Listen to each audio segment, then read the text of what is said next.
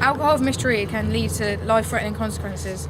Alex Dora has experienced the effects of binge drinking at a young age, as has the principal of Taunton College. We all started drinking quite a lot. I got to the point where I drank 1.5 litres of vodka, half a bottle of Malibu and about 6 beers. I'd done all this roughly in like 20 minutes. They chucked me outside and I was unconscious, so they had to call an ambulance. But when I woke up the next morning, I was in hospital on a drip with my heart being monitored, and apparently during the night I was restrained by hospital security guards because of my aggressive behaviour. I was hallucinating, so they thought I was doing cocaine. I tried climbing out of the top story window of the hospital. How old were you when this happened? I was 14. Do you know how many units you were over the limit? It was like 21 units. How long were you in hospital for? I think just a couple of days. How has this influenced your decision in drinking alcohol? I try not to drink as much. Has it changed your opinion on alcohol? No, just to do it in moderation. Would you let yourself get into the same situation? No. Have you ever experienced any students consuming alcohol on the premises? I have, and it's not something we come across very often, but we probably do come across it at least once a year. And of course we've got no alternative but to send those people home, to suspend them, and in some cases we expel the students. I can tell you, not at this college, but when I was working in the school sector, that I came across really life-threatening situations because of excessive drinking.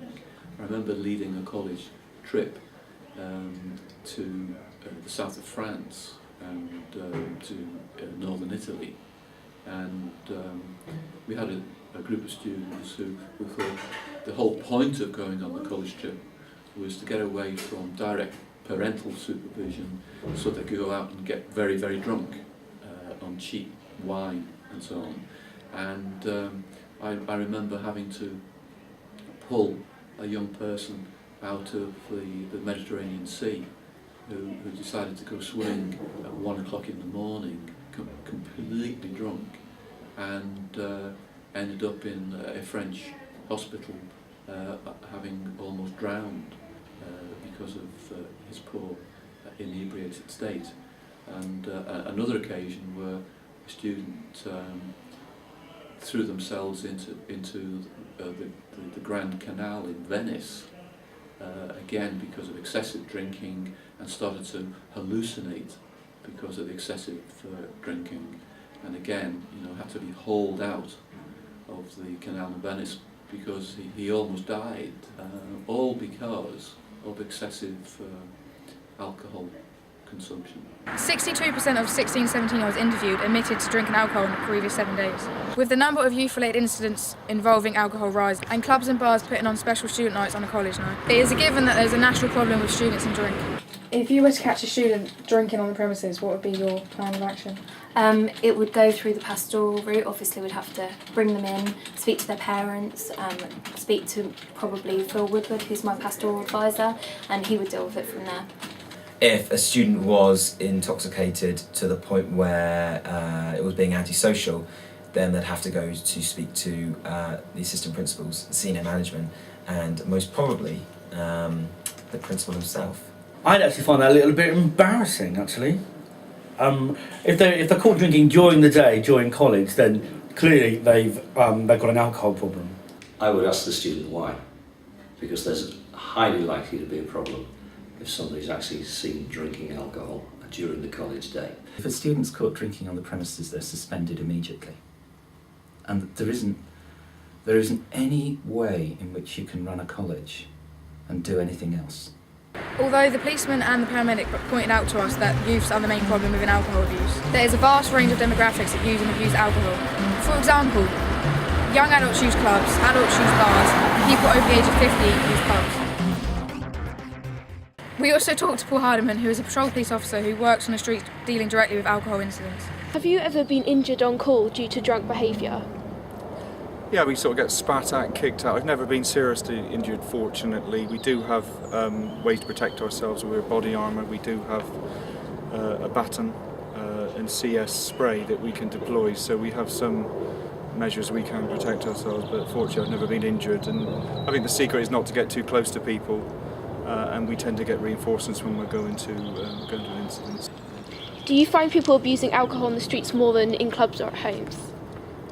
I think more on the streets and parks. I think obviously with licensed premises, pubs and clubs and events, there are security there, but sometimes in parks late at night we have lots of people gathering and a lot of younger people, and they do drink in excess, because there's no sort of supervision of them.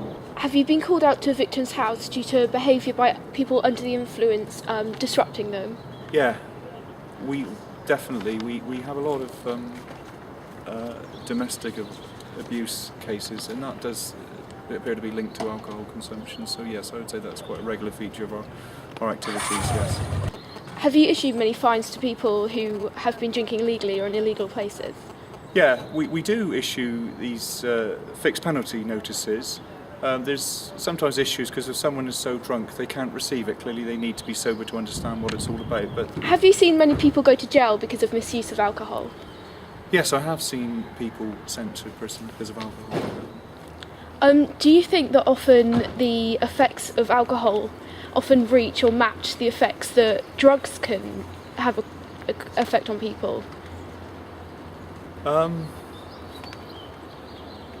Yeah, I mean, I think alcohol can be more destructive because I think it's more easily available, but I think there's no doubt drugs can be harmful.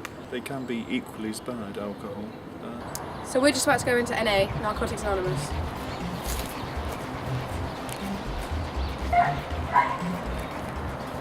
So we just came out of Narcotics Anonymous, and the main subject was sort of escapism, how people use drugs for escapism. We just sort of sat around, it's kind of the same sort of familiarity as AA.